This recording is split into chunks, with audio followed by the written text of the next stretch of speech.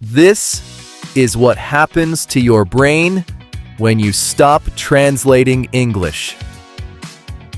In the next few minutes, you'll learn why your brain feels slower when you translate in your head, what changes when you stop, and a few easy ways to practice in real life. You know that tiny delay where someone asks you something, and you can almost feel your brain running to your native language, then back to English? That delay is the whole thing. And it's not because you're bad at English. It's because your brain is doing extra steps, like taking the stairs when there's an elevator right there. Today, we're talking about what happens when you stop translating and start responding straight in English, even if it's simple English. It can feel scary at first because you lose that safety check in your native language. But that's also where the speed comes from. Quick question. When you're at a store and the cashier says, "How's your day going?" do you translate that first? A lot of people do. And then the answer comes out late, like the conversation already moved on. It's a weird feeling. Here's the good news. Your brain can learn to skip the middle step. It's not magic. It's repetition and comfort. And comfort doesn't mean perfect. It means I can say something that works right now. That's the goal. We'll do little call and response moments too. Nothing intense, just quick practice you can steal for daily life. Also, we're keeping this real. Friends, neighbors, small talk, texting, ordering food, stuff you actually do. First, let's name the problem in a simple way. Translating makes your brain do double work under time pressure. And when you remove the double work, your brain doesn't just get faster. It starts building English as its own path, not a detour. Think of your brain like a map app. If every English sentence has to route through your native language first, it's like you're forcing the app to take two highways, a side street, and a U-turn before you arrive. You can still get there, but it costs time and energy, and you feel that cost as stress. When you stop translating, you're building a direct route. At first, the direct route is bumpy, and you might miss a turn. And that stress is sneaky. You might not even notice it until you try to talk for more than a minute. Your shoulders get tight. Your mind goes blank, and suddenly you can't remember a word you knew yesterday. That's not your vocabulary disappearing. That's your brain getting overloaded. When you're not translating, there's less overload, so more of your real ability shows up. There's also a rhythm thing. Conversations are full of tiny timing rules. When to jump in, when to pause, when to laugh, when to say yeah or right. If you translate, you're always half a beat late. People don't usually judge you for it, but you feel it. When you respond straight in English, even with simple words, you can match the rhythm better, and that makes you feel more confident. Let's do a quick practice moment. Imagine someone says, "Did you find everything okay?" Your turn. Just answer fast, no translating, even if it's basic. Ready? Say, "Yeah, I did. Thanks." Now a second option. Same idea. "I think so, yeah." Notice how both answers are short and normal. You're not trying to impress anyone. You're trying to stay in the flow. The more you do that, the more your brain starts predicting English phrases automatically, like it does in your native language. Prediction is a huge part of this. Your brain loves patterns, and it loves saving energy. When you always translate, your brain learns English equals extra work. When you answer directly, your brain learns English is usable. Then it starts grabbing full chunks, like, I'm not sure, that makes sense, give me a second, without building them word by word. A lot of learners think fluency is mostly about knowing more words. Words matter, sure, but fluency is also about retrieval speed. How fast you can pull the words you already know. Translating slows retrieval because you're searching in two places. It's like checking two closets for the same jacket every time you leave the house. Okay, real life scenario. You're walking your dog, you see a neighbor, and they do the classic small talk. Nice weather today.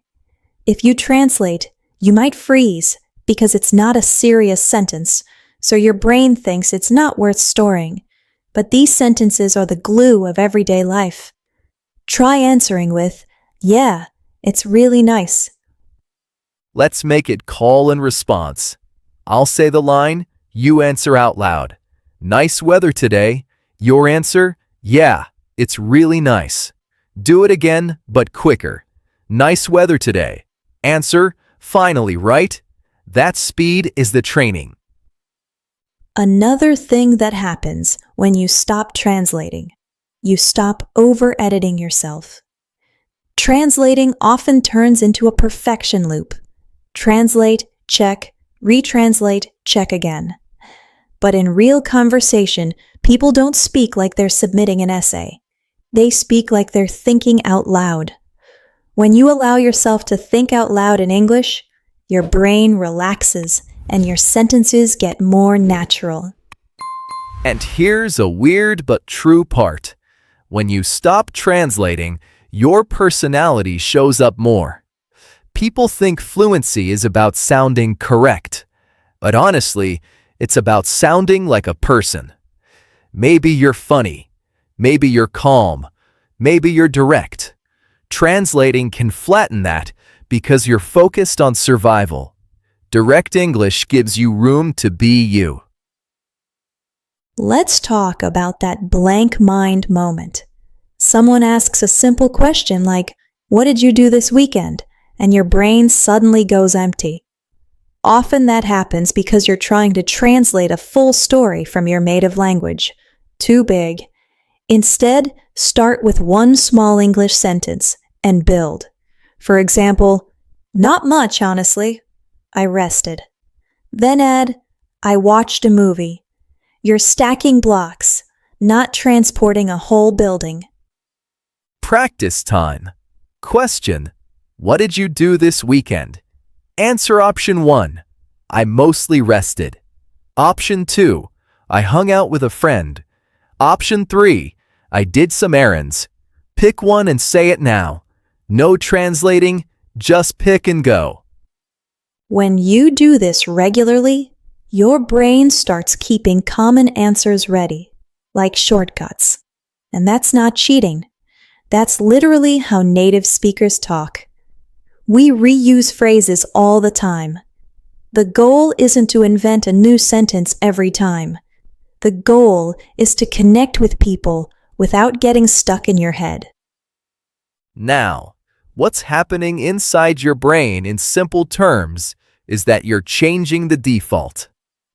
At first, the default is hear English, convert, understand, convert back, speak. Over time, with enough direct practice, the default becomes hear English, understand, speak. They're still thinking, obviously, but it's one track instead of two. And you'll notice it in small ways first. You'll catch yourself saying something before you planned it. You'll respond with, oh, for sure, or I'm not sure automatically. You might even surprise yourself. That's not random. That's your brain building automatic pathways, the same way driving becomes automatic after you've done it a lot. Here's a daily life tip that sounds almost too simple. Narrate tiny actions in English. Not out loud in public if that feels weird, maybe in your head. Like, I'm looking for my keys. I'm making coffee. I need to reply to that text.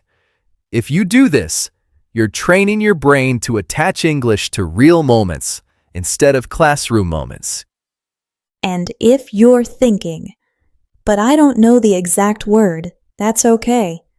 Use a close enough word. That's part of stopping translation too, accepting that communication beats precision. If you can't remember receipt, you can say, the paper from the register. People will understand, and later, you can learn the exact word without pressure. Let's do a micro role play. You're at a coffee shop. The worker asks, anything else? Your response options, no, that's it. Or, that's all, thanks. Say one now. Then imagine they ask, for here or to go? Answer, to go, please. Notice how those are basically set phrases. That's the point. Those phrases live as full units in your brain when you stop translating. If you try to translate them every time, you'll keep them as complicated puzzles. But if you rehearse them as chunks, they become automatic, and your brain has space for the new stuff in the conversation. Another real-life area where translation slows people down is texting. You write a message, translate it, rewrite it, check it, delete it, then send something super short like okay. If you want to stop translating, give yourself a rule. First draft in English. Keep it simple, send it. Most messages don't need to be perfect. Running late, be there in 10. Can we talk later? And if you're nervous about sounding rude, keep a few softeners ready. Things like, I think, maybe, a bit, kind of. Not a list to memorize, just a couple you actually use. For example, I'm a bit busy today. Maybe tomorrow works. These help you sound natural, and they're easy to grab without translating a whole emotional tone from your native language. Let's talk about mistakes. Because stopping translation can feel like you'll make more mistakes. At first, you might. But those mistakes are usually small and quick, and the conversation keeps moving. When you translate, you might make fewer mistakes, but you also might not speak at all. And not speaking doesn't train your brain. Speaking does. Exactly. And people are usually forgiving because they're listening for meaning, not hunting for errors. If you say, I go yesterday, people still understand you went yesterday. The bigger win is that you stayed in English. That's what builds the pathway. Later, your brain naturally cleans it up as you hear the correct patterns more often. Here's a fun trick. When someone says something to you in English, answer with the first simple thing that comes to mind. Then add one extra sentence. That forces you to stay in English longer without needing a perfect plan. Example, do you like it here? Answer, yeah, I do. It's pretty chill. 2 sentences. Done. Practice it. Question, do you like it here?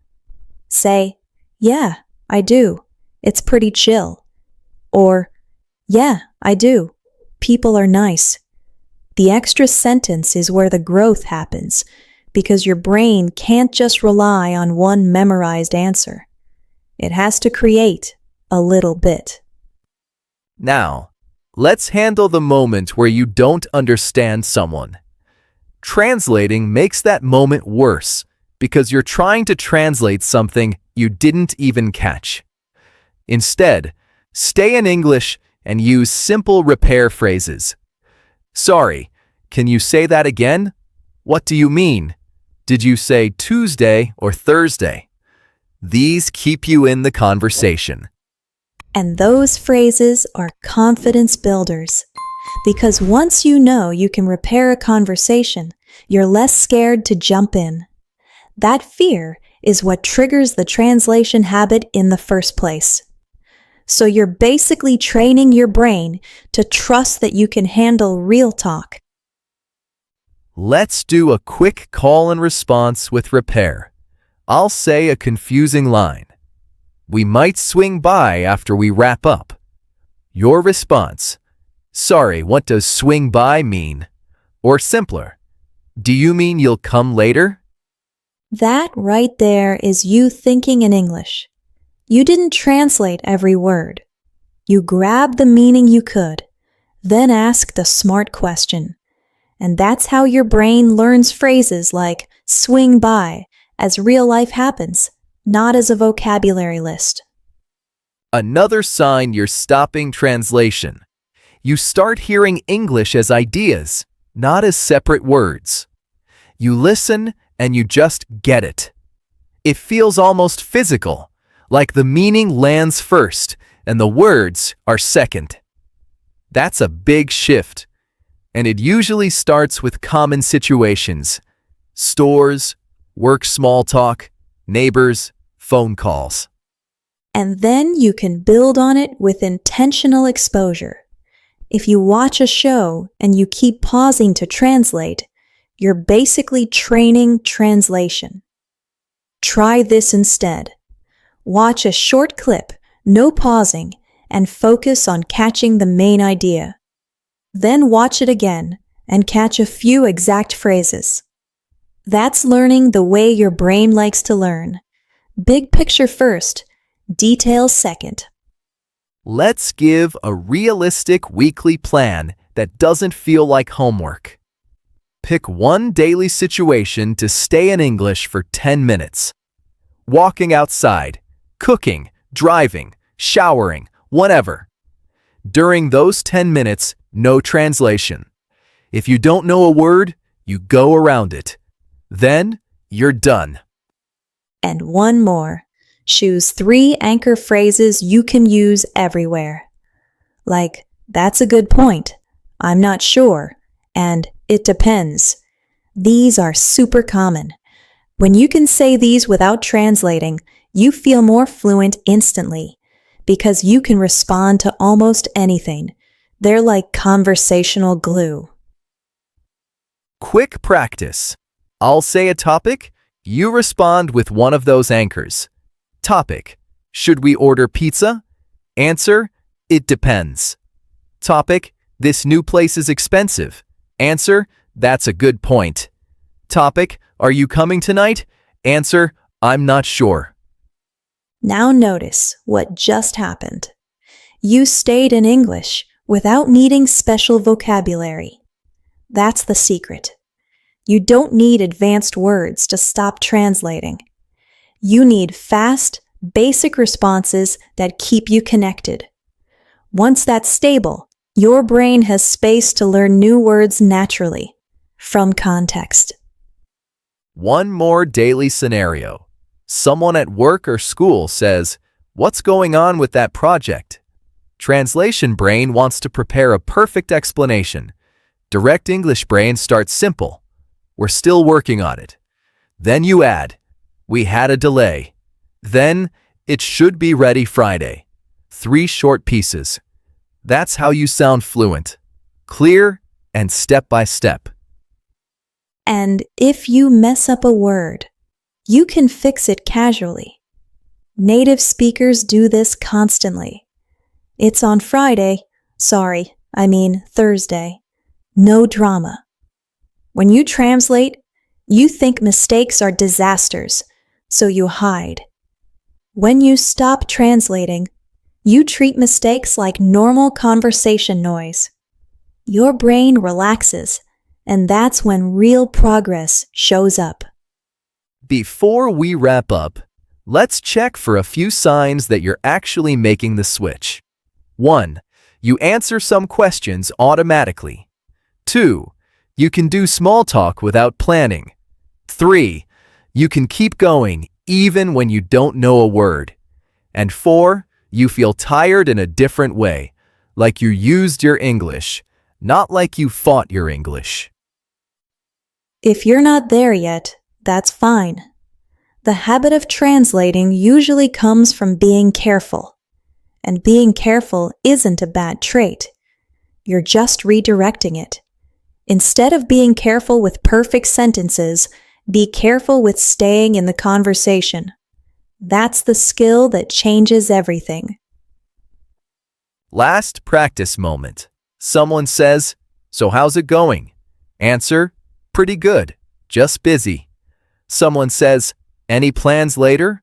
Answer, "Not really, just relaxing." Keep it light, keep it quick, and let your brain learn the rhythm. And if you want to push it a little, add one extra sentence like we talked about.